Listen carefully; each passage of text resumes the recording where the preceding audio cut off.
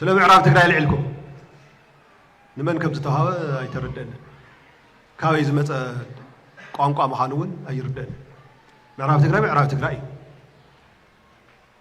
معراب تقرأ يزلوا محبرسبنا محبرسبون كاي تايكو ده معراب تقرأ محبرسب استفنا على محبرسبنا طرح كي يكونن معراب تقرأ يزبال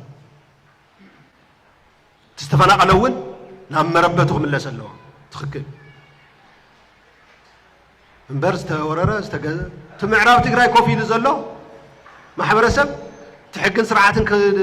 خبروا رزقيق زلوا محبرسب ون كويو محبرسب هزبي محبرسب معراب تقرأ ويقع محبرسب والكتا استقرته استوسده بوتا يلن نسوم زاروا بروباغندا ياو سمعتنا مقصقاس زغورو وي تفطيرو زلو صقم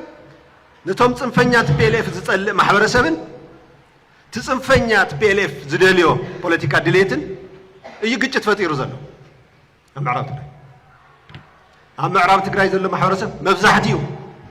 ጽንፈኛ ፖለቲካ ስብስብ ተመሊሱ ናብ ዛመሬት ዚኣ መጻ ይብሉን ይብል በዲሉና እዩ ገፊዕና እዩ ሃፍትና ወሪስዎ ወሪሩና እዩ አይንቅበሎን እዩ ጥያቄ ናይ ማህበረሰብ መብቱ እዩ TPLF ዝበሃል ፓርቲ አይደልን እንተይሉ መብቱ እዩ ብልጽግና አይደልን እንተይሉ መብቱ እዩ መቐለ ዘሎ ተመሳሳሊ ሕቶ ታሊዎ መብቱ እዩ ራያ ዘሎ መብቱ እዩ ተቆሪጹ ዝኸደ መሬት የለን ተቆሪጹ ዝኸደ ከባቢ የለን ክሻዕዛሎም እዚያ ማንም ሰብ በውሳኔ ዝቆርጾ ትግራይ የለን ማንም ሰብ ማህበረሰብ ንሱ ግን ዝደልዮ ነገር እንታልዩ ባዕሉ ይውስን ማህበረሰብ ምዕራብ ትግራይ አምሓራ እየተይሉ መብቱ እዩ ተነቂሉ ዝኸድ መሬት የለን አይ ትግራዋይ እየተይሉ መብቱ እዩ ካልእ ዝደል ተይሉ መብቱ እዩ ሃገር ክግንጽል እየተይሉ ጥራሕ ዘይንቀበሎ ሃገር ዝብትን መንግስቲ ስለዘይኮነ ስለዚ ትንሶም ኮነ ኢሎም ዝፈጥርዎ ፖለቲካ ንሶም ልብ ትግራዋይ ክቅስቅሱሉ ዝጥቀሙሉ ፖለቲካ ብቻ እናወሰድና ሓቅና ገደፍና ክንከይድ የብልናን ምዕራብ ትግራይ ክሻዕሎሚ ውሳኔ ስለዘይረኸበ ህዝቢ ዝደልዮ ስለዘይክውስን ዘይከኣለ ህዝብና ተመሊሱ ናብ መነበቱ ስለዘይኣተወ ባዕሉ ንባዕሉ ዘመሓድረሉ ስርዓት ስለዘይፈጠርናሉ ብሰንኪ ትምድንቓፍ ከይዲ ክነግረኩም እየ ብዝርዝር ይጉዳይ ዘሎ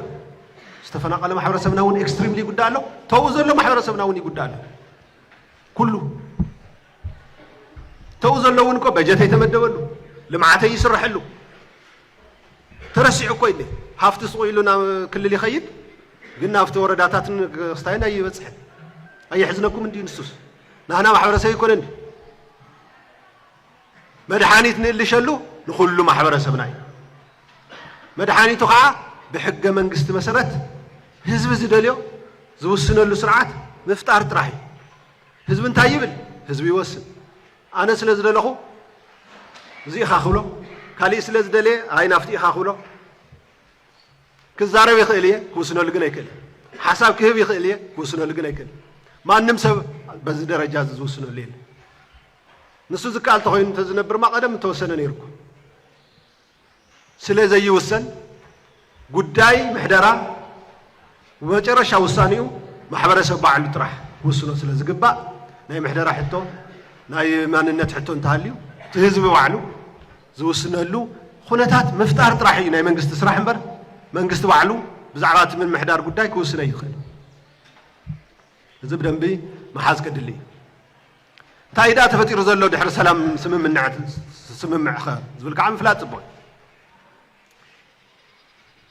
ድሕሪ ሰላም ስምምዕነት ኣብቲ ሰላም ስምምዕነት ብግልጽ ዝተቐመጠ ጉዳይ ኣሎ ብዛዕባ ምዕራብ ዘከራኽር ቦታ እዩ እዚ ዘከራኽር እዚ ቦታ እዚ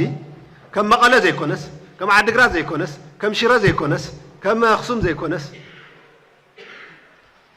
ንበይኑ ኮንቴስትድ ኤርያ ስለ ዝኾነ ሕገ መንግስቲ ብዝፈቕዶ መንገዲ መፍትሒ ክረክብ ኣለዎ ተባሂሉ ተቐሚጡ እዩ ካብዚ ወፃኢ بريتوريا سممع تسمع معيخا بحقن بسرعة بحق من قدي كوسن اللويلكا أو بريتوريا أقميتك يو ليو على أنكس أقميتك تزيد اللي نيرما مجمريون أي كنت استدعي كونن كم مقالة إيزي كم عجمة إيزي ويقعد دقراتي كم شرعيو كم خصوميو كم مستايو كم يلو يصحفني الكاكو مقدافي كان نير أي تخكليو حتى له كنت استدعيو جن